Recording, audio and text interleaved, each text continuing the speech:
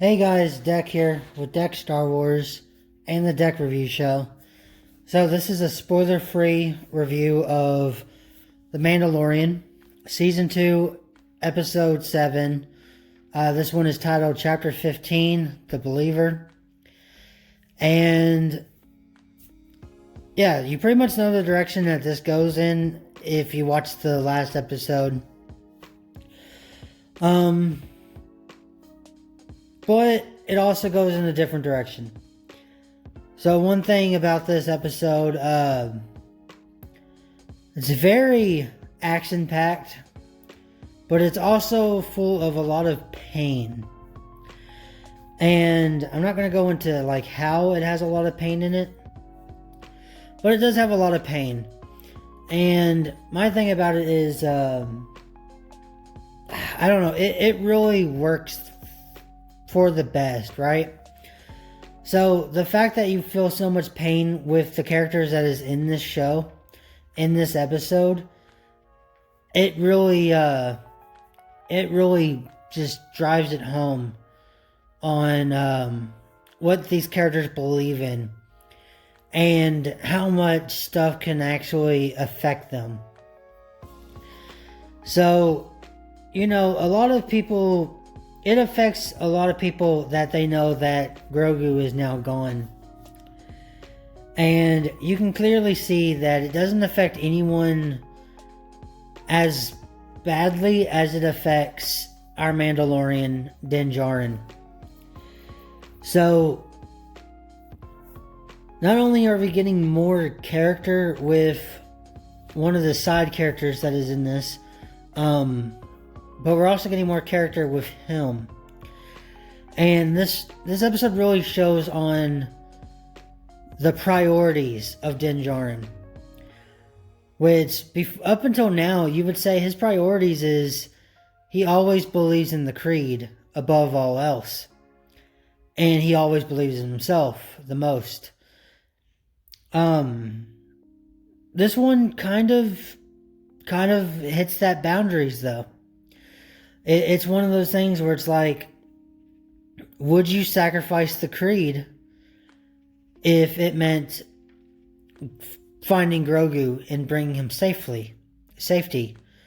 Or is it about, even though Grogu is in danger, would you make sure you don't hurt the Creed or disobey the rules of the Creed? It really depends. Now a lot of this stuff is kind of set aside for what he believed in. You know, Din Djarin always believed that as a Mandalorian, you never take off your helmet. You have these certain rules that you abide to. But, you know, he's met Bo-Katan and those other Mandalorians who are true Mandalorians, but they take off the helmet. And then he met Boba Fett, who is also a true Mandalorian, son of Jango Fett, which is a Mandalorian from and trained from Conquer Dawn. He was a foundling, like Din Djarin is a foundling. And they didn't even wear the armor. And now that he has the armor, he doesn't always keep the helmet on. So, you have these other Mandalorians that kind of impact not only what Din Djarin feels about the Creed, but also how, like, if the rules he's following are actually supposed to be the rules. So one thing we haven't seen yet is how, if Din Djarin's crew, the other Mandalorians that he is with, what would happen if they've seen Boba Fett? Because if you haven't seen the previous episodes, the Mandalorian Din Djarin is a foundling for Death Watch. And that is why his rules are different than the traditional Mandalorians or the more known Mandalorians. Because it's a rule that is based off of the ancient ways of Mandalore However, that rule was no longer in effect, but Death Watch, being true Mandalorians and wanting to follow their ancestors and how Mandalore used to be ruled, they follow all the old rules. And they keep that kind of tradition. So it really depends on we're really going to see if Mandalorian actually makes that way, where is he going to stop being Death Watch? We'll have to find out later on. So this episode really pushes the boundaries on what's more important, the Creed or Grogu. And we see just how important it is. And that's one of the things that's in this episode is a lot of questions. So it's a lot of pain and a lot of questions. So do you always follow the rules? Or will you put them aside if something important, if the shit hit the fan, what would you do? It's like real life though too. Would you follow rules to a T, or would you break them for something you cared about? And it's one of those things, it's like, you don't know the answer, and you don't know what you would do until it's too late. Or until you do it. That's all there is to it. You can preach one thing. You can say you'll never do this one thing and all of that stuff. But if push came to shove and you had to, who knows? You might have. And that's one thing that we see in this episode, and I really enjoy it. Really love the episode. The action was amazing. And because of the emotion that the actors, now, they don't say it. And I see a lot of people arguing and saying they hate certain episodes because they didn't say they felt an emotion. But that's the thing, is these actors, they don't need to say it. You can look at their face and their facial expressions, and you feel the emotion that they are conveying. And that is a big part of this.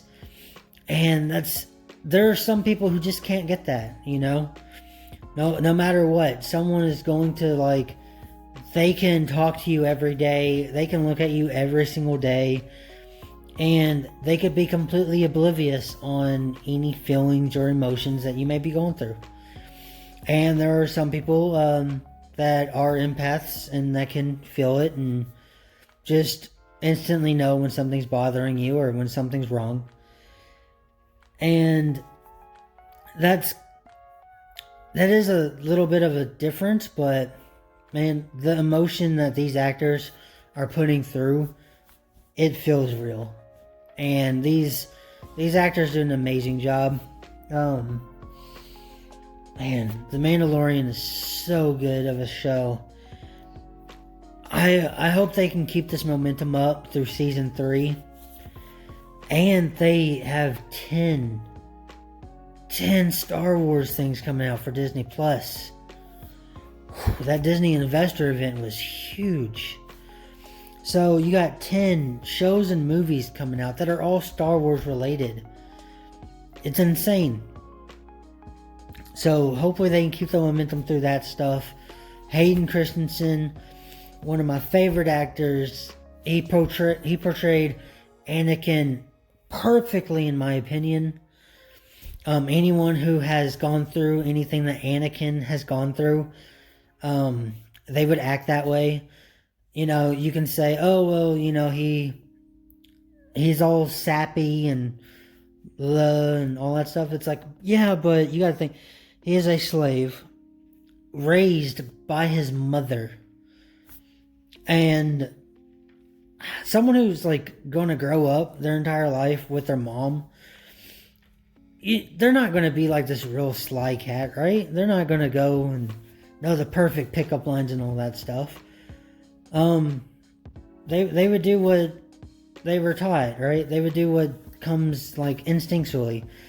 And someone who's like raised like that would probably say, "Are you an angel?" Or, you know, that sappy shit. That's just probably what it's going to be. Plus, and the pain and all that stuff, and how he does the 360, man, that stuff's going to be real. If you're going to have your entire world crushed, a lot can change. And he's coming back for the Obi-Wan Kenobi series. He's playing Darth Vader. So that's going to be epic. And I can't wait for all this stuff. But this episode, I'm going to have to give it a 10 out of 10.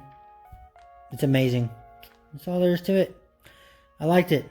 The emotion really brought this up from a 9 to a 10. And I enjoyed it.